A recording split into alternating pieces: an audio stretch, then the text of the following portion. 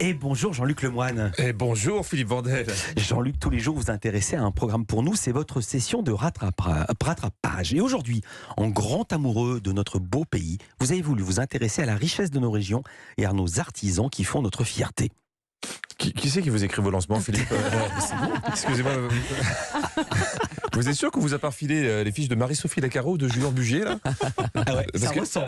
Parce que oui, je vous emmène en région, mais il ne faut pas exagérer non plus. Je ne vais pas vous montrer quelqu'un qui fait des crèches en crottin de Chavignol. Non, je vais vous parler du métier qui excite le plus les documentaires de prime time de la TNT, gendarme. Bien sûr. On est d'accord. Ouais. C'est de la folie. Quand tu es dans une rédaction parisienne, je pense que tu te dis que le reste de la France se partage entre les gendarmes et les gens bourrés. Donc là, c'était 100 jours avec les gendarmes de Bretagne. Oui, bel alignement de planètes entre les deux catégories suscitées. Eh bien, détrompez-vous. Parce que la Bretagne, c'est pas que ça. La Bretagne, 3 millions d'habitants, des paysages de cartes postales et des kilomètres de côtes sauvages qui sentent bon les vacances. Alors, je pense que cette présentation n'a pas été validée par l'Office du tourisme de Perros-Guirec. Parce que si le texte est sympa, la musique donne pas du tout envie d'y aller. On est d'accord? C'est important le choix de la musique. Vous imaginez un sommaire de culture média comme ça? Bonjour, c'est Philippe Vandel. Merci de nous retrouver si vous nous rejoignez seulement. Et merci si vous êtes là depuis le début de l'émission. Merci aussi si vous êtes décédé devant votre poste et que c'est pour ça que vous nous écoutez. On est ensemble jusqu'à 11h. Non, ça marche pas. Mais revenons au sujet du jour. Et je vous préviens tout de suite. Cette année encore, les gendarmes de Bretagne vont enchaîner les interventions et en voir de toutes les couleurs. Ça y est. C'est ça, moi ça m'a mis l'eau à la bouche. Et pour une fois, c'était pas survendu. Parce qu'on a vu des trucs incroyables. Des trucs qu'on n'avait jamais vus en Bretagne. Par exemple, là, ils vont prendre en chasse une voiture à la sortie d'une discothèque. Alors pourquoi, d'après vous, pourquoi ils se sont dit « Oh, cette voiture est suspecte » Parce qu'elle slalom, elle zigzague. Elle zigzague. Oui, les gens sont pas à jeun dedans. Elle klaxonne. Ça a klaxonne. un chien qui est avec la tête qui est montée sur ressort à l'arrière. Trop badass. Eh ben non, vous n'êtes pas prêts, c'est encore plus spectaculaire. À la sortie de cette discothèque, Ludwig repère justement une voiture suspecte. Le conducteur roule quand même à peine 50 km/h sur une route à 80. Ouais, t'es gendarme en Bretagne, tu vois un conducteur respectueux du code de la route, tu dis, oh, il y a un problème. C'est génial. Donc il va arrêter ce véhicule très inquiétant. Ok, on va vous soumettre un dépistage alcoolémie. En réalité, au volant, Ludwig tombe sur une jeune femme qui est en effet un modèle de prudence. C'est bon, c'est parfait, 0. Voilà. Ce qu'il faut retenir en Bretagne, c'est si tu roules à 50 sur une route limitée à 80, les gens estiment que tu es bourré. Si tu es tranquille, il faut rouler sur les trottoirs, le coffre ouvert. Voilà. Bon, ça c'était le début du prime, pour tordre le coup au cliché. Mais ils n'ont pas tenu longtemps. Parce qu'après, t'avais que des gens bourrés. Mais là, de compétition. La jeune femme, manifestement ivre, demande aux gendarmes de l'aider à démarrer sa voiture.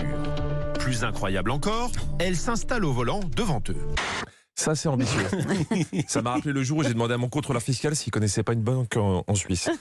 Et finalement, ça l'a pas fait rire bizarrement. Mais j'ai mieux.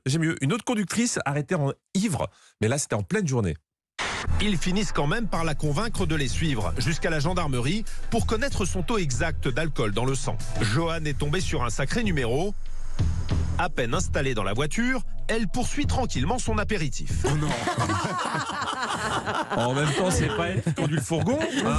Ils sont quand même très détendus en Bretagne. Mais le pompon du pompon, c'est venu après. Alors, je vous raconte. Un homme ivre est arrêté. Alors, ok, normal. On lui dit qu'il ne peut pas reprendre le volant. Donc, qu'est-ce que tu fais dans ces cas-là? Bah oui, comme dans Qui veut gagner des millions, l'appel à un ami. D'accord, c'est lui qui vient vous chercher? Une voiturette sans permis se gare sur le parking. Vous la voyez arriver, l'affaire là? Déjà, t'es quinquagénaire dans une voiturette sans permis.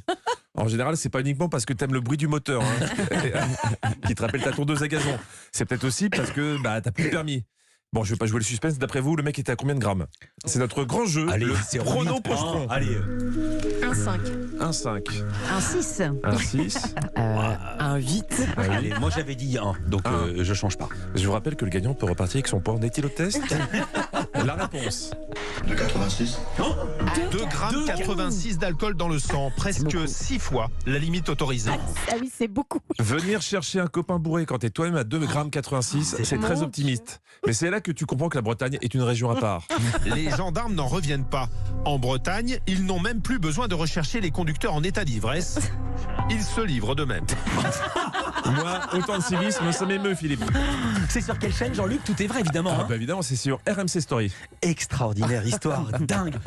Mini bonne nouvelle, Jean-Luc Lemoine, les chiffres d'audience, vous avez vu? Le million pour Bravo. Jean-Luc. Pourquoi Bravo. midi bonne nouvelle? Énorme bonne nouvelle. Énorme bonne nouvelle. Ouais, c'est super. Vous êtes très content. Très Vous êtes content. très T'as content. changé depuis. C'est sur France 3, c'est à, Tu te la racontes. c'est à quelle heure? C'est pas vrai du tout. C'est La à preuve, 20h20.